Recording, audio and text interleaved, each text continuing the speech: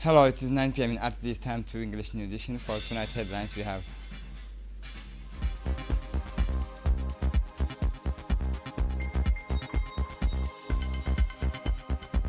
hand competitions in Godoria.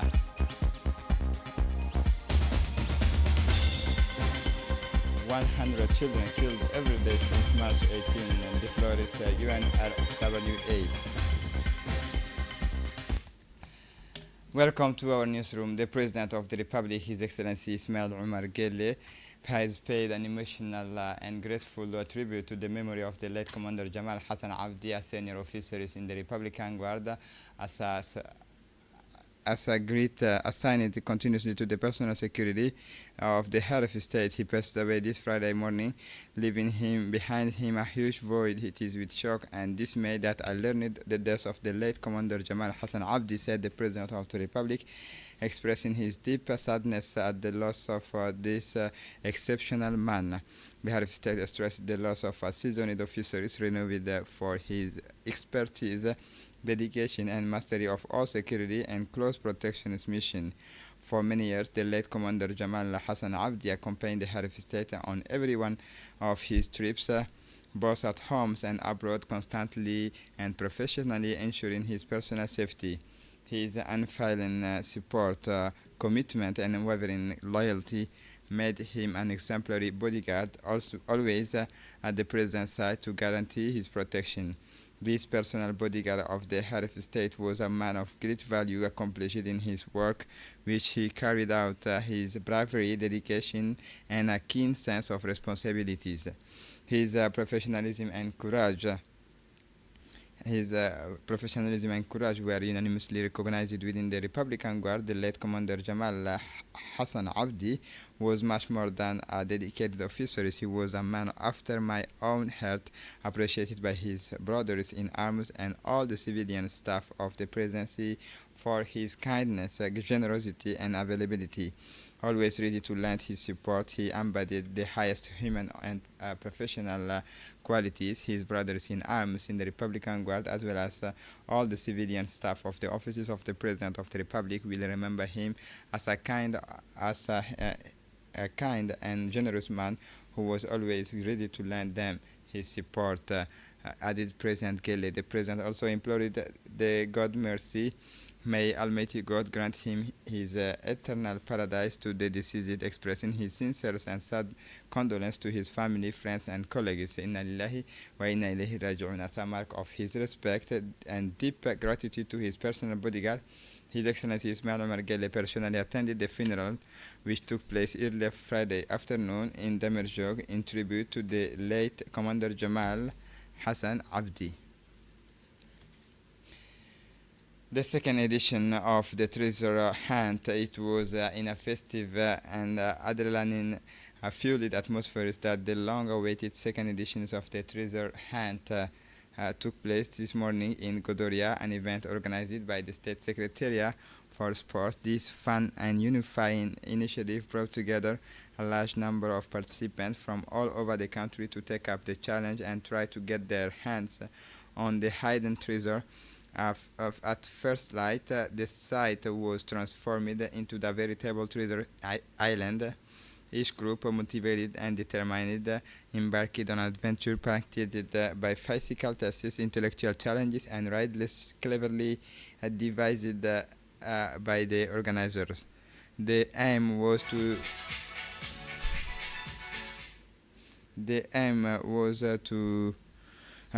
decipher the clues, overcome the obstacles, and be the first team to discover the locations of the hidden treasures. The instructions were clear and rigorously applied to validate each stage of the courses while respecting the rules of the game. It was through good coordination, team spirit, and strategy that the participants were able to advance trial after trial to the final denouement. In addition to the State Secretary for Sports, Hassan Mohammed Kamil, the Prefect of the Obok region, Musa Adel Migane, the Member of the Parliament from Obok region, Kamil Humad, and the President of UNFD, Ms. Fatuma Humad, The event was attended by a number of officials, including the Secretary General of the State Secretariat for Sports, Khadija Ibrahim Idris, and the Vice President of the Regional Council, Ahmed Al Sheikh, as well as numerous officials from the Secretary of State for Sports and local authorities. In their respective speeches, the officials praised the commitment of the teams, the quality of the organization, and the spirit of conviviality that prevailed throughout the day. The Secretary of State particularly emphasized the educational, civic, and inclusive dimension of the event, which promotes sports in an innovative and fun way. At the end of an exciting course, just one team demonstrated unparalleled perspicacity and stamina, winning and going home with the great treasure. The logistical success of this year's event would not have been possible without the invaluable collaboration of the Djibouti Navy. In his speech, the prefect of the Obok region, Musa Adan Migane, has warmly welcomed this wonderful initiative, emphasizing that the organization of this second edition in Godoria was fully in line with a wish cherished by the local authorities. He said he was particularly pleased to see his region host such a major event combining sports, young people, and environment. He congratulated all the organizers on the quality of the event. For her part, the Secretary General of the State Secretariat for Sport, Khadija Ibrahim Idris, expressed her great satisfaction at the smooth running of the second edition. She recalled that the first edition was held on the Mushha Island and highlighted the importance of showcasing the country's natural tourist sites through innovative events. She also stressed the need to preserve the fragile ecosystems, particularly mangroves, which play a key role in regulating the climate and protecting the coastline. Finally, she announced that the third edition of the treasure hunt would be even more ambitious, with the new features and challenges to match the growing expectation. On Saturday, 5 April 2025, Colonel Wais Omar Bore, commander of the Coast Guard, welcomed Mr. Miochin, president of the Ship Owners Association, to the Direction General of SCAL. During his working visit to Djibouti, the president of the Ship Owner Association was accompanied by a strong delegation, including His Excellency Keishi Hara, Ambassador of Japan to Djibouti, Shinu Hara, Secretary General of the Ship Owner Association, as well as 13 senior executives of the institution. On his arrival at the Directorate General, Mr. Mioshin was welcomed by Colonel Wa'at Omar Bore, commander of the Djibouti Coast Guard, before briefing the delegation on the missions and achievements of the Djibouti Coast Guard in the field of maritime safety and security at both local and regional level. The meeting gave the president of the associations and the members of the delegation the opportunity to express their deep gratitude to the Djibouti Coast Guard, in particular its officers in charge of maritime safety and security missions. They praised the Coast Guard's tireless efforts and exceptional commitment to ensuring the safety of Djibouti waters and the protections of vessels.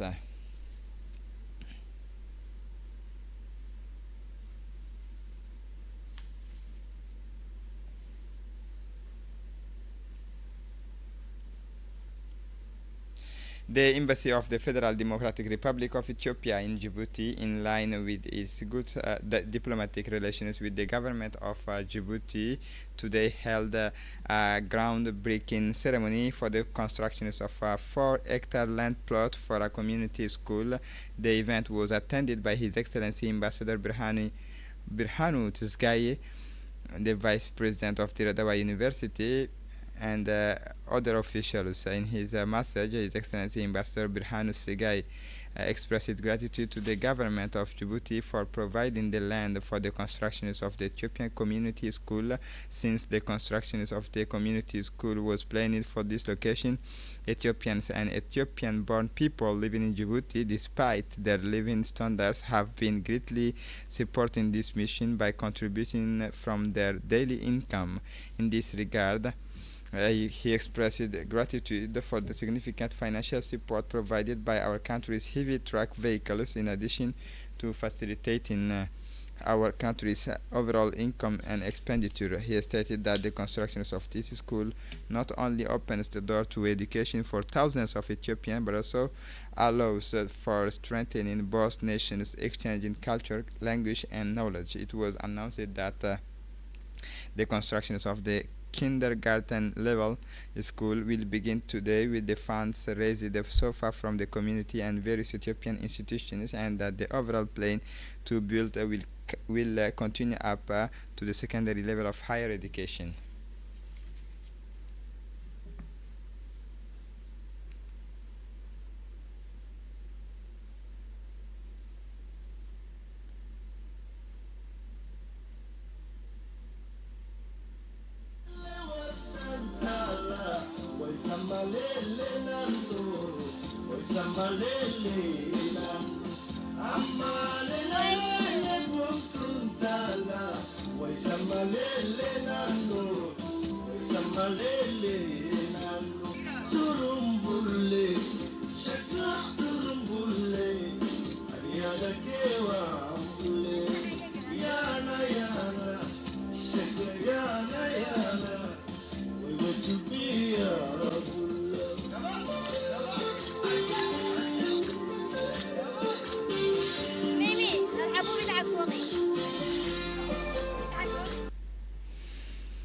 Now listen to the Vice President of the Dirdawa University, Mr. Todros Gaddafi.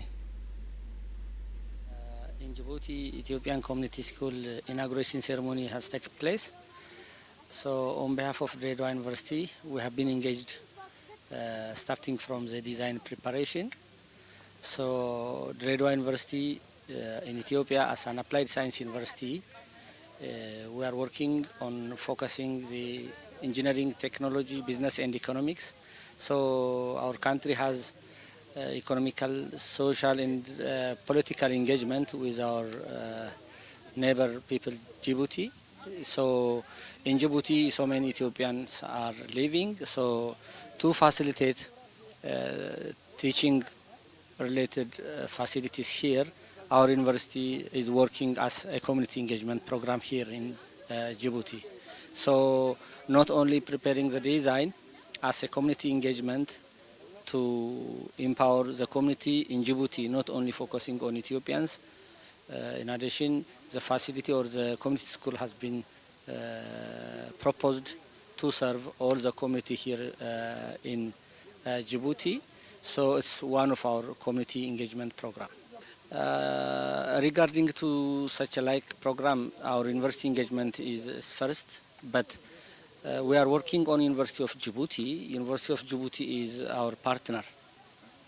So we have different programs related with research and academic issues. So we are working on University of Djibouti, but specifically related with community engagement tasks. This one is our first project in Djibouti, but in other neighboring country we are engaging on different programs.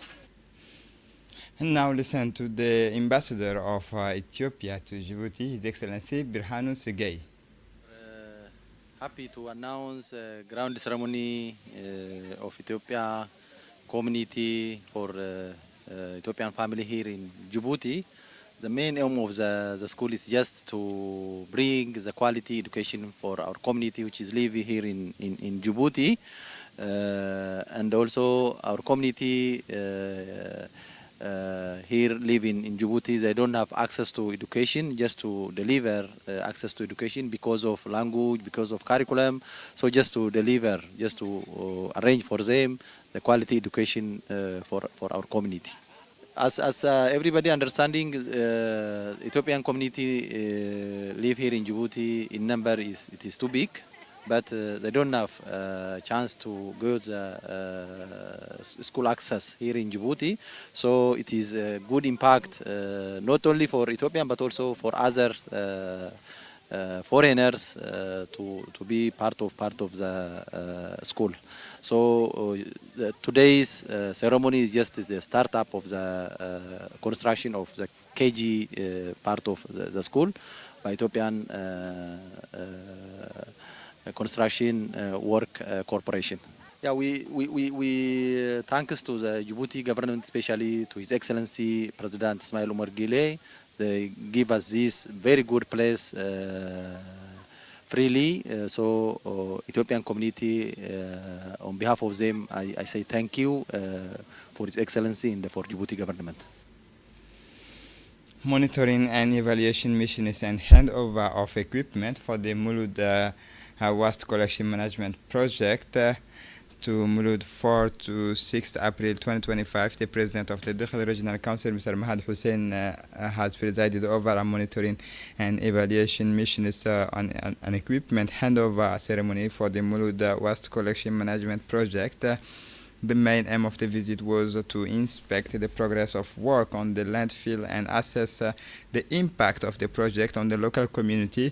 Mr. Mahad Hussein took the opportunity to talk to local residents about the challenges and benefits of this initiative, stressing the importance of effective waste management in improving the quality of life and local residents. The event was attended by the sub-prefect of Mulud, Mr. Musa Ahmed, the elders of Mulud, the members of the Adar Association, civil society, and the project teams. The local population were enthusiastic and grateful and expressed their satisfaction with the progress of the project. The president of the Dakhil Regional Council welcomed the progress made and reaffirmed his commitment to working alongside the Adar Association to bring this initiative to a successful conclusion. The president of the Adar Association, Mahmoud Waberi Migil, thanked the local authorities of Dakhil and the National Association for the local collectivity of Djibouti for their confidence and technical support. Mr. Ali Adan Rufa, Permanent Secretary of the INCLD, also supervised all the technical aspects of the project implemented. This mission marks a key stage in the improvement of waste management in Mulud, a fundamental issue for public health and the sustainable development of the region.